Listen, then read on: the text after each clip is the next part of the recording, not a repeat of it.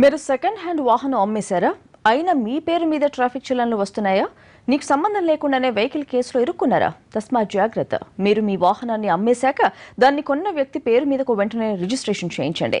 ఇకపై ఒకరి పేరు మీద ఉన్న వాహనాన్ని మరో వ్యక్తి తీసుకెళ్తే మాత్రం సీజ్ చేసేందుకు సిద్ధమవుతున్నారు హైదరాబాద్ ట్రాఫిక్ పోలీసులు.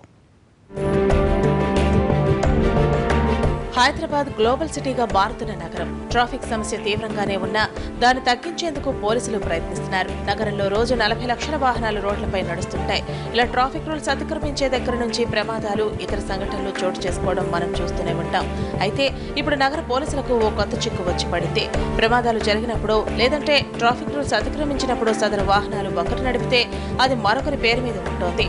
దీంతో విధించిన జరిమానాలు సక్రమంగా వసూలు కాకపోగా ప్రమాదాలు, ఇతర సంఘటనలు అసలు నిందితులు తప్పించుకుంటున్నారు.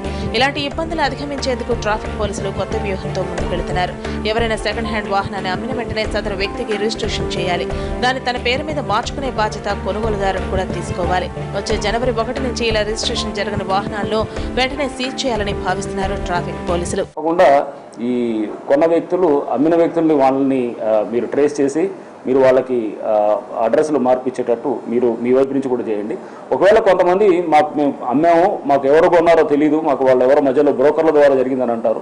సో అట్లా కొన్న వాళ్ళు కూడా రేపు ఏమవుతుందంటే వాళ్ళు మాకేం కాదులే అనుకుంటే కనుక అది పొరపాటు. రేపు వాళ్ళు కూడా ఏమవుతుందంటే వాహనాలని మేము రోడ్ల మీద చెకింగ్లు, తనిఖీలు మొదలెడతాం. స్పెషల్ డ్రైవ్లు చేసినప్పుడు ఏదైతే కనుక ఇట్లా మాకు ఏది వాహనాలు ట్రాన్స్ఫర్ కాలేదా బండ్లన్నీ కూడా సీజ్ చేసి కోర్టుకు పెట్టడం జరుగుతుందన్నమాట.